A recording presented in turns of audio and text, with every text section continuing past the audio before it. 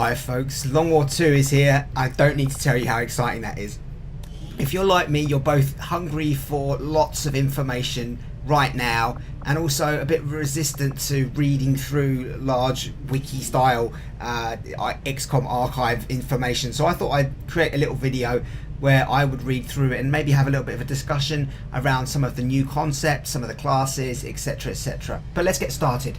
Alright, I'm going to break this up into 3 parts. We're going to do the new classes, and then we're going to talk about the Long War 2 concepts as pertains to the Resistance, and in the 3rd video we'll talk about the brand new infiltration missions. Whether or not you've been playing with the Long War perk pack for a while and have at least had a taster of some of the new Long War classes, you'll find that in Long War 2 there are not just the new technical class but some pretty big changes to some of those classes that we're a bit familiar with. So Sharpshooter class, relying primarily on high-powered rifles to eliminate hostile targets from long distances.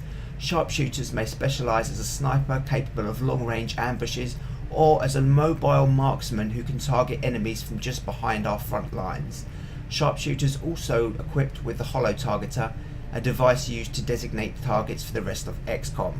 Now in Long War 2, the Holo Targeter is a separate device which you need to have in an equipment slot, and you use manually rather than being holo targeting attached to a gun. I'm not sure if that perk is still included, but that when they talk about the Holo Targeter for the Sharpshooter class, it is indeed a separate device. Shinobi class. Shinobi are trained in advanced infiltration techniques, allowing for concealment beyond what the average XCOM soldier can manage. Shinobi carry swords for the occasional close combat melee encounter, and they are our stealth unit basically.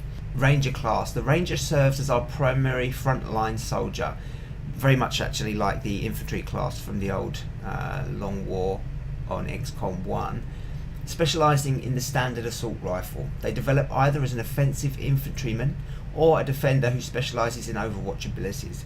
They carry a sawed-off shotgun for close-in work. The sawed-off shotgun, of course, is brand new to the Ranger class, and it's pretty exciting. I haven't yet tested it out thoroughly, and look forward to doing that in the game.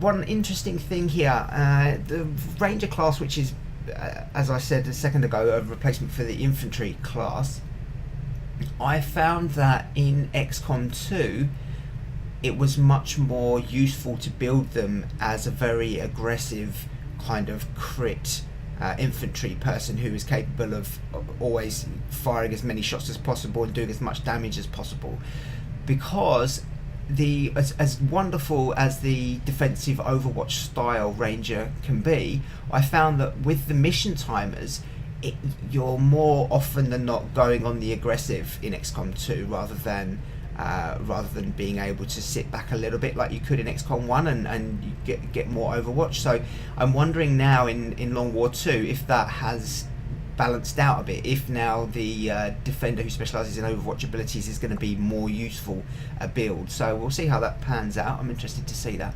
Assault class. Our assaults trace some ancestry to pre-war police, special weapons and tactics personnel, along with soldiers who specialised in urban counter-insurgencies shortly before the alien invasion. They typically carry a shotgun as their primary weapon and can specialise in combat or survival abilities.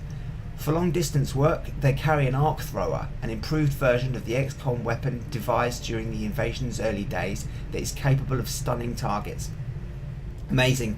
We all know about the assault class, got classic run and gun action from the first level as a squaddy, but the new addition here for Long War 2 is the arc thrower, which again is a separate piece of equipment, and anyone familiar with XCOM 1 will know that you can use that to stun aliens, which is very cool, and I'm interested to see what use we're going to be putting that to as the campaign progresses.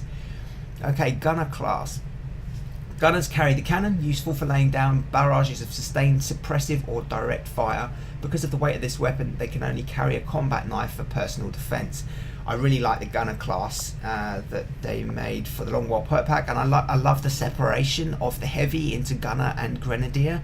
I think that's appropriate, and it means that that person isn't carrying around a huge amount of very heavy equipment, but it also allows kind of an expansion and an exploration of those two different kind of weapon loadouts and what that can mean in terms of perks. So That's awesome. Okay, Grenadier, the good old Grenadier. Serving as heavy weapons specialist, the Grenadier can create havoc on the battlefield through the use of high explosive grenades and flashbangs, or support other soldiers with defensive smoke grenades and other protective devices. Basically does what it says on the tin, I think. We're all familiar with the Grenadier, and a very important, powerful class, specialist class. Using salvaged alien technology, Shen has managed incredible advances in robotics, allowing XCOM specialists to field the highly advanced drones known affectionately as gremlins. Although they are capable of being outfitted for direct combat medical support, the gremlins are only as strong as their handlers, making a skilled specialist invaluable to XCOM. Not too much has changed there. There's a few different perks and stuff in there from Long War Perk Pack, but no major new changes, I don't think. Technical class. This is an entirely new class. Our technicals wear a specialised wrist weapon that has both a mini rocket launcher and a flamethrower. They may specialise in either. Can't wait to see how these guys pan out. That's going to be really, really interesting and exciting. Just a little mini wrist weapon with mini rocket launcher and flamethrower. Going to be a bit of a replacement for the old school heavy, the old school rocket launcher heavy. So that's gonna open up a lot more options for us. I always found that the exosuits in XCOM 2 have been really good because of the range that you get on those little rocket launchers. So I'm hoping that the technical class can be really useful in that role. Soldier experience, but there has been some changes here, so let's read through this. Soldiers gain experience and levels primarily by going on missions, with a smaller portion coming directly from the soldier individually killing enemies.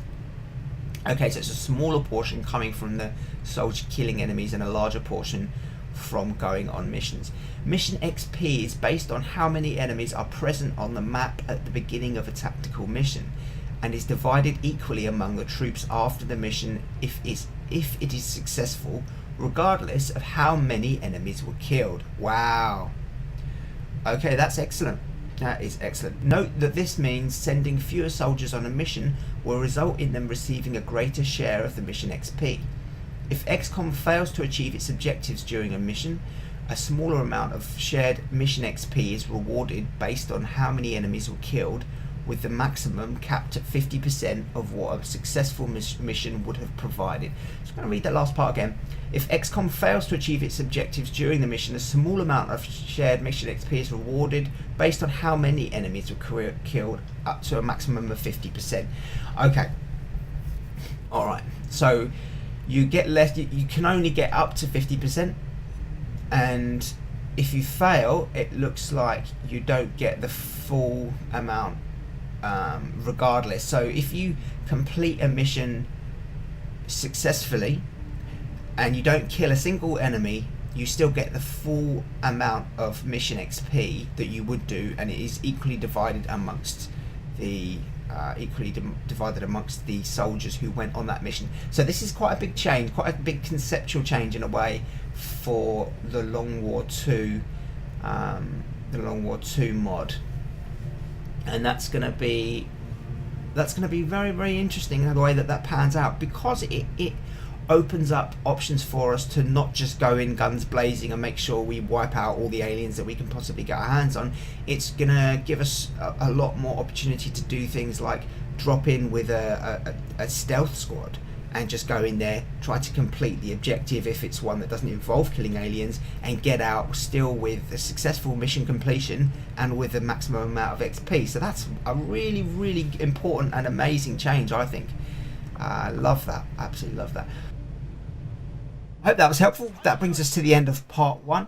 I'll see you back very soon for part 2. Please do let me know if you've got any feedback or comments, and I hope very much to see you in the Let's Play campaign, which is now being released daily.